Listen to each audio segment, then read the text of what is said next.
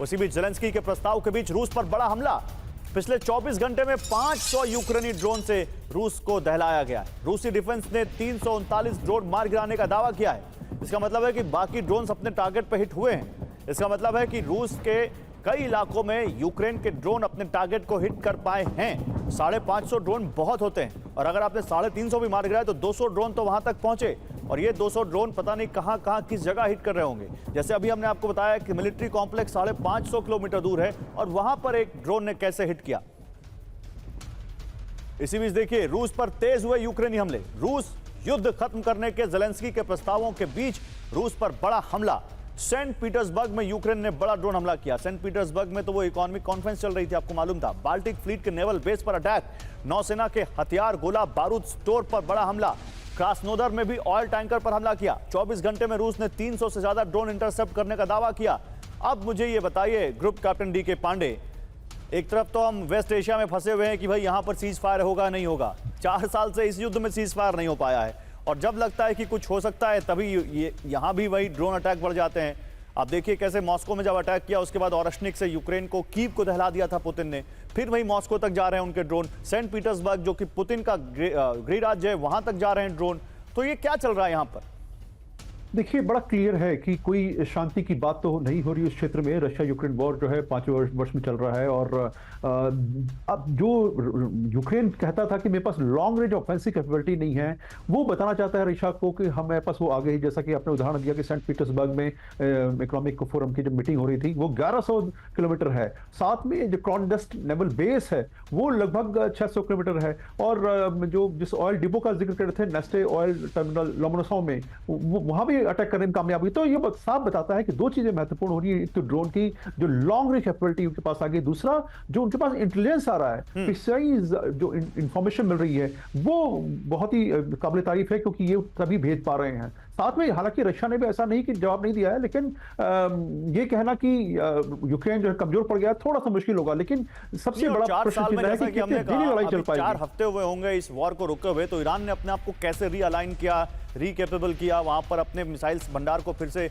वहां पर उन्होंने फिर से जमा किया। तो 4 साल से अगर जो युद्ध चल रहा है, तो यूक्रेन ने भी तो अपनी कोई यहां पर weapon supply line, manufacturing line establish की होंगी। अब तो खबरें यहां तक आ रही हैं कि वो मिसाइलें तक बना रहे हैं लॉन्ग रेंज की।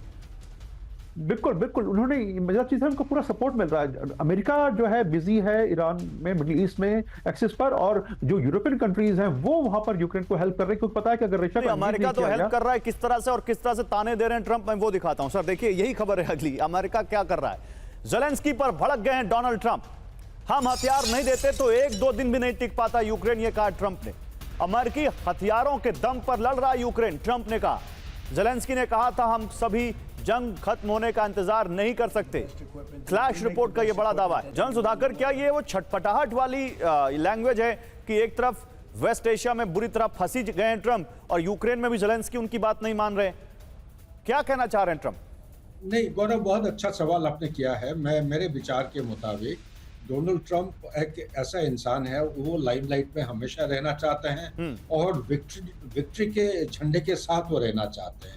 उनको कहीं पे भी गए हैं अभी तक, वेनेजुएला उनके हिसाब से एक विक्ट्री मिला है, लेकिन मिडिल ईस्ट में अभी तक कहीं पे विक्ट्री का साइन कहीं पे दिख नहीं रहा है। तो जहां पे मौका मिलता है तुरंत उधर ही वो मुंह को मोड़ लेते हैं, वो टर्न करके बोलते हैं कि ये मेरे वजह से हुआ है। ये क्वाइट नेचुरल है कि उनका जो पर्सनालिटी और जो कैरेक्टर है, ये हमेशा वो कहते हैं ना कि victory has many fathers, defeat is an orphan, पुरानी कहावत है, ये वही है। लेकिन इसके पीछे एक सप्लाई चेन की कहानी है। वो सप्लाई चेन है, मैं कह देना चाहता हूं, अभी ये जो झलक हम देख रहे हैं, ये एक वो कहते हैं ना कि there is a storm and storm will be followed by a lull. मैं इसलिए कह रहा हूं कि 24 फरवरी 2022 से जो लड़ाई शुरू है, अमेरिका काफी सारे इंटरसेप्टर्स, पेट्रोट मिसाइल के जो इंटरसेप्टर्स दिया था, इसका स्टॉक पाइल खत्म होने जा रहा है।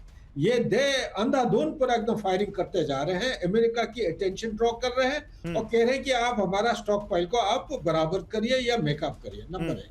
नंबर 2, ये सुन के शायद हमारे दर्शकों को हैरान नहीं होंगे कि पिछले साल जनवरी के महीने में यूके और यूक्रेन ये दोनों 100 साल के लिए एक स्ट्रेटेजिक पार्टनरशिप का एग्रीमेंट साइन किए थे। उसके तहत यूके के बना हुए ये काफी सारे ड्रोन्स अभी रिपोर्ट में आ रहे हैं जो यूके का इंसिग्निया और मोनोग्राम्स हैं। इसी डोनाल्ड तरह ट्रंप ने जर्मनी नया का भी क्या किया है बजाय बस एक लाइन, जेलेंस्की को डांटने के सर, क्योंकि देखिए डोनाल्ड ट्रंप तो तब नहीं थे जब ये वॉर शुरू हुई और तब से अमेरिका उनको वैसे ही सपोर्ट कर रहा है और आज डोनाल्ड ट्रंप को भी करना पड़ा। तो what change he did bring here? वो तो कुछ भी नहीं लाए, वो तो वही कर रहे हैं जो अमेरिका की पॉलिसी है। फिर वो जेलेंस्की के पीछे वो क्या पीछे क्यों इस तरह कर रहे हैं? क्या इसके पीछे डोनाल्ड ट्रंप का कोई और मकसद है? क्योंकि पुतिन कह रहे हैं कि ट्रंप मेरे बहुत अच्छे दोस्त हैं लेकिन दोस्ती काम नहीं आ रही, अलास्का में मिले उसके बावजूद कुछ नहीं हुआ।